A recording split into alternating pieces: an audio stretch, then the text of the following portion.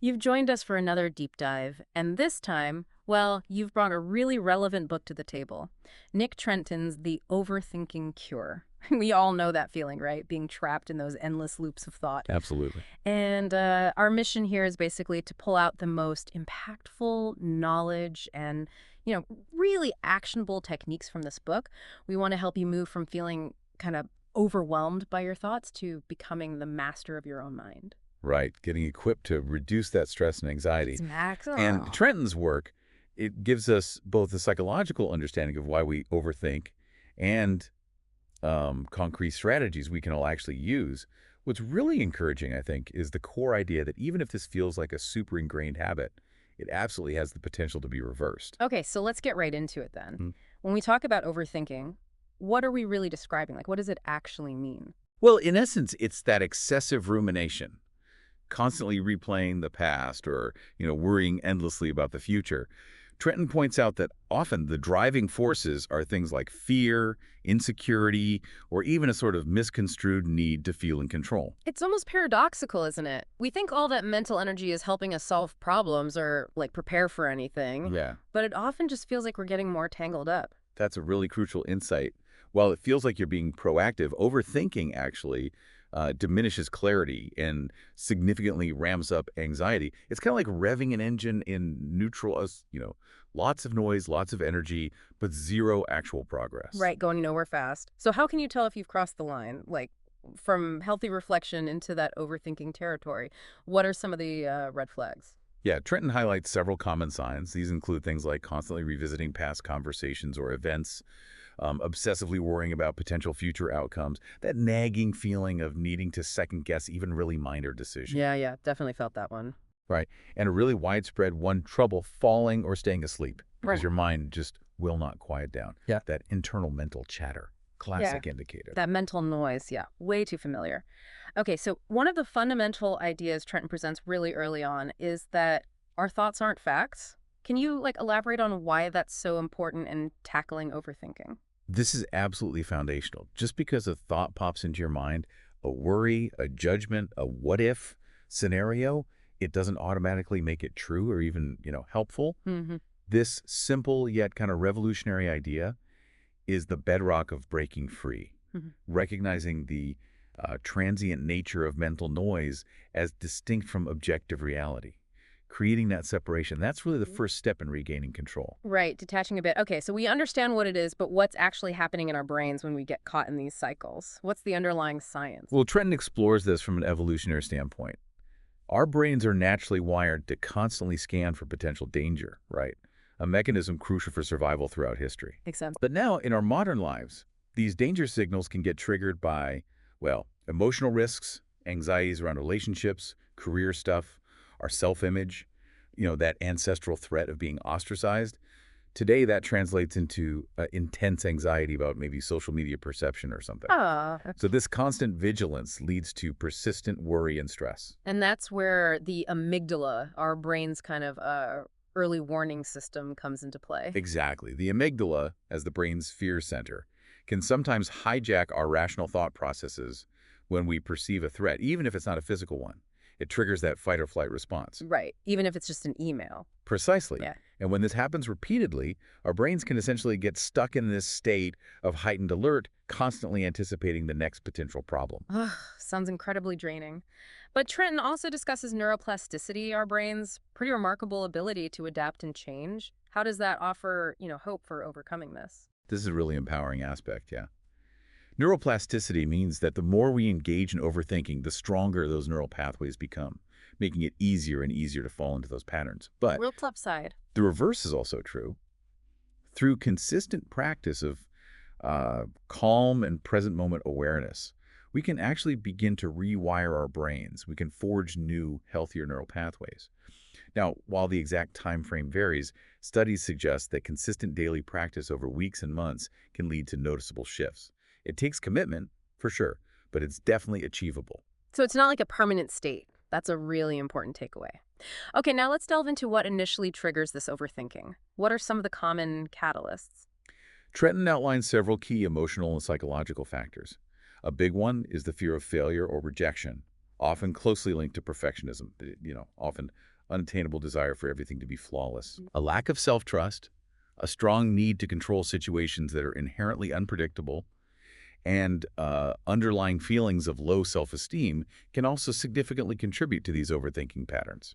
That need for control feels like a really big one for a lot of people. We try to think through every single possible scenario, hoping to somehow steer the outcome. Precisely. We often operate under this illusion that by meticulously considering every single possibility, we can somehow guarantee the right outcome.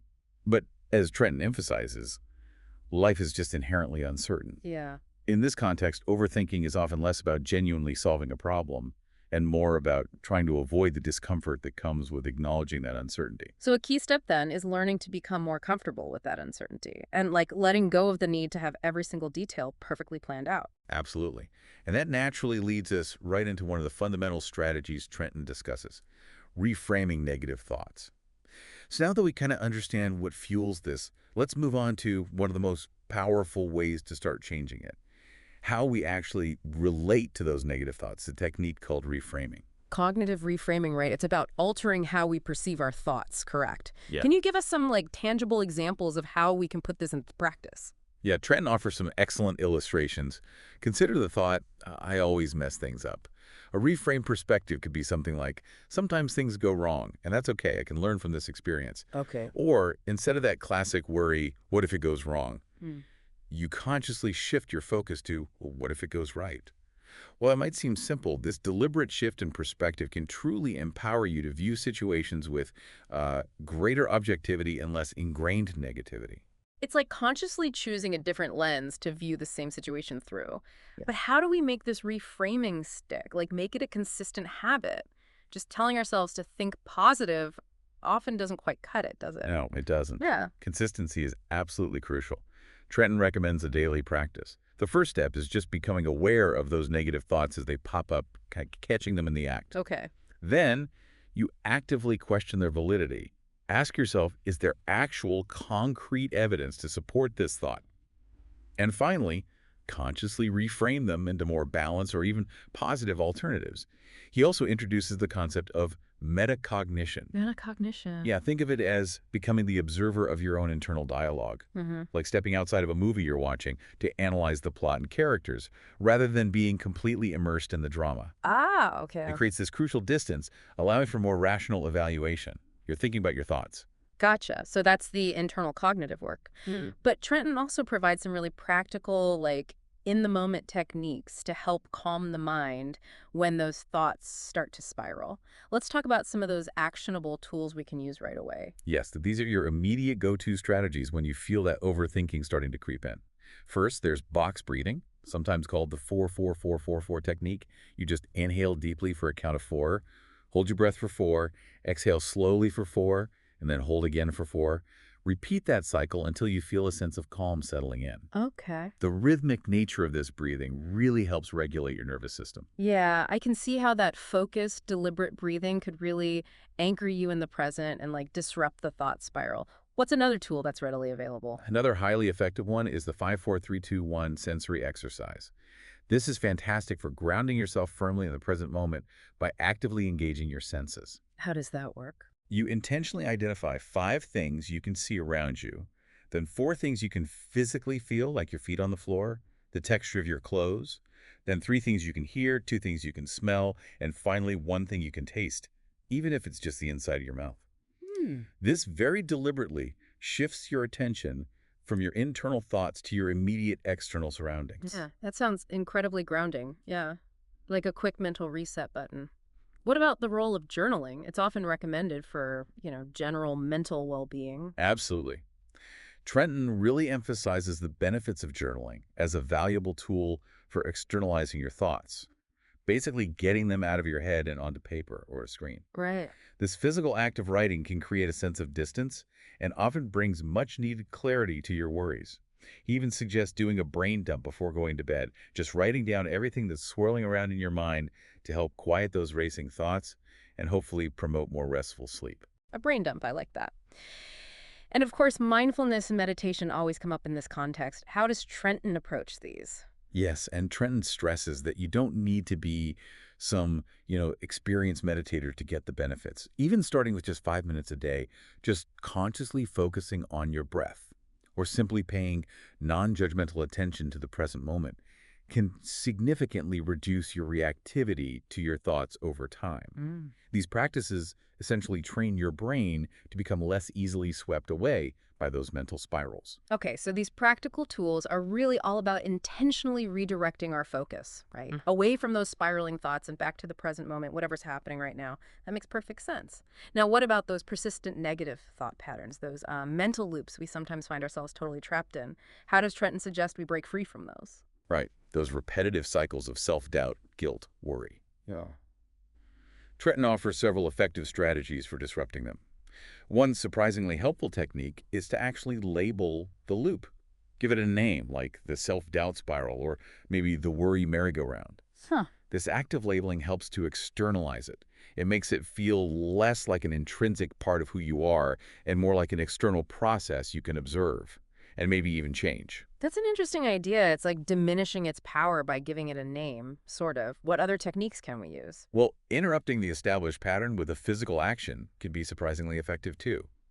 Something as simple as clapping your hands together sharply, or just standing up and moving around your space, or even intentionally changing your immediate physical environment can kind of jolt you out of that mental rut. Like snapping yourself out of it, literally. Exactly. He also suggests setting a designated worry timer.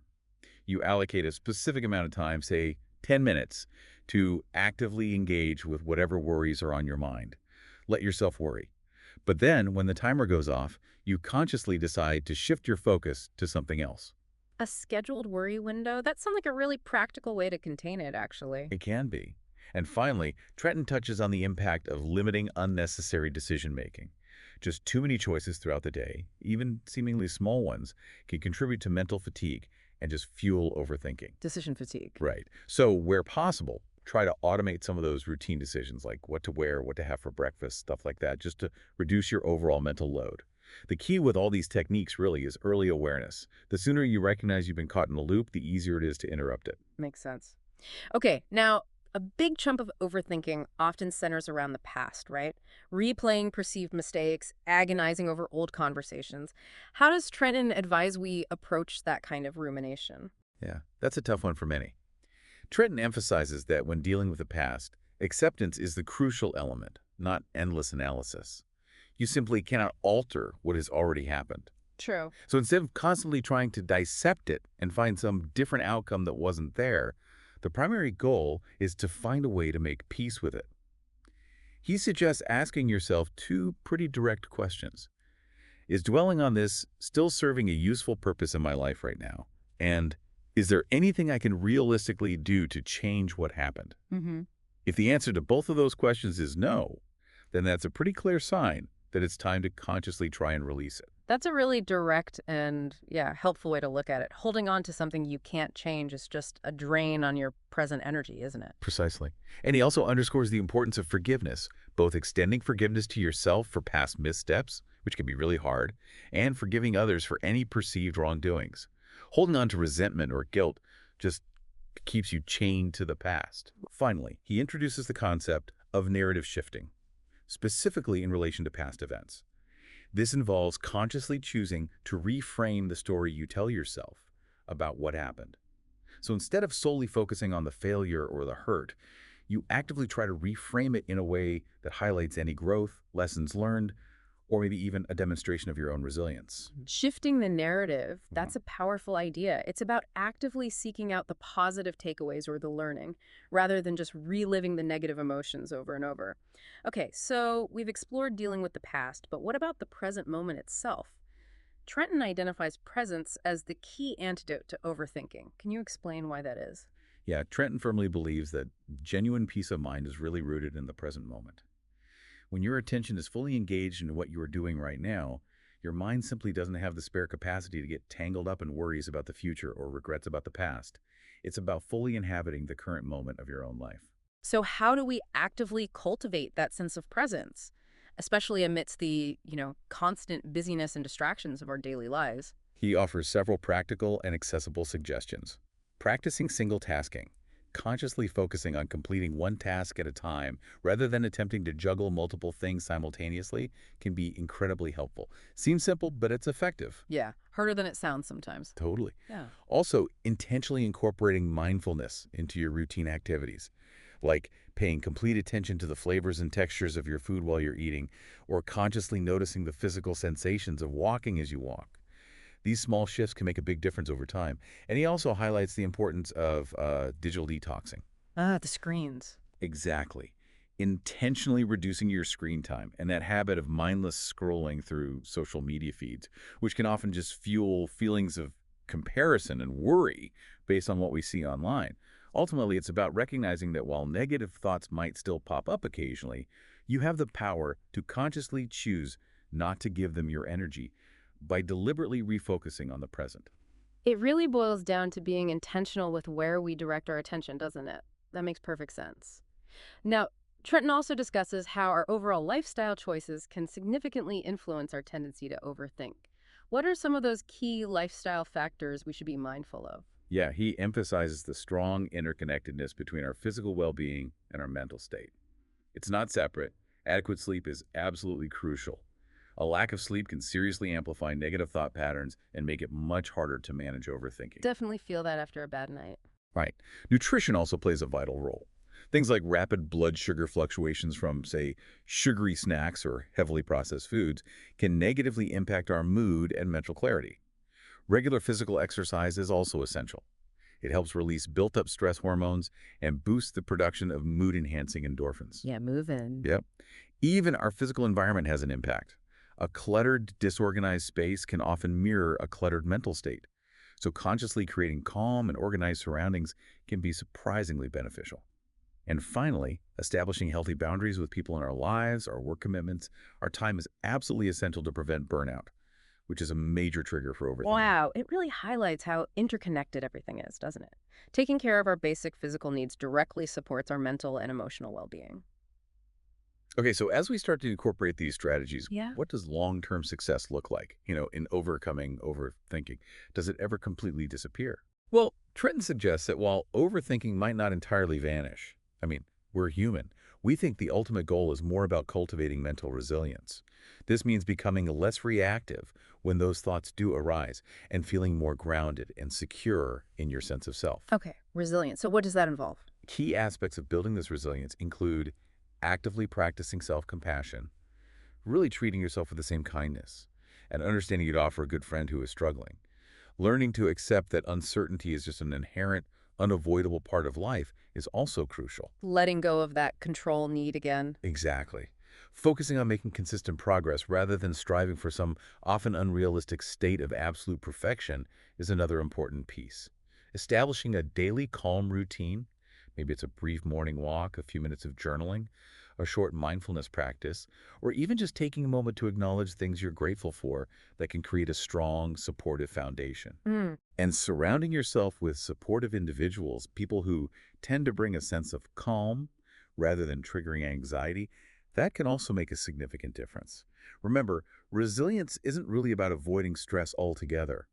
It's more about developing the capacity to navigate it with greater clarity, control, and importantly, self-compassion. So it's more about building our capacity to respond to our thoughts in a healthier way rather than like completely eliminating them. It sounds like an ongoing process, a journey of learning and growth. Precisely. It's definitely a journey, not a destination you just arrive at one day. Well, this has been a really, really insightful deep dive into the overthinking cure. To kind of bring it all together for our listeners, what would you say is the most crucial message to take away from Nick Trenton's work here? I think the book's core message, directed right to you, the listener, is this. You are fundamentally not your thoughts. You possess the inherent power to observe them, to question them, and ultimately to consciously choose which ones you give your precious attention and energy to. And the key takeaway, maybe, if you're currently feeling overwhelmed by persistent overthinking, is that through developing greater self-awareness, consistently practicing mindfulness, and actively using the practical tools and techniques we've discussed today, you absolutely have the capacity to train your brain towards a quieter, calmer, and more present way of experiencing your life. It's possible. Exactly. While overthinking might feel like this deeply ingrained habit right now, it doesn't have to define your ongoing mental landscape. There are tangible, practical steps you can begin taking today, really, to reclaim your inner peace. And on that note, here's maybe a final thought for you to consider as you move forward in your day. Perhaps the most profound and empowering form of control isn't actually about trying to control the endless stream of your thoughts themselves, but rather about consciously controlling your reaction to those thoughts when they arise. Give that some thought in your daily life. Thanks for taking this deep dive with us.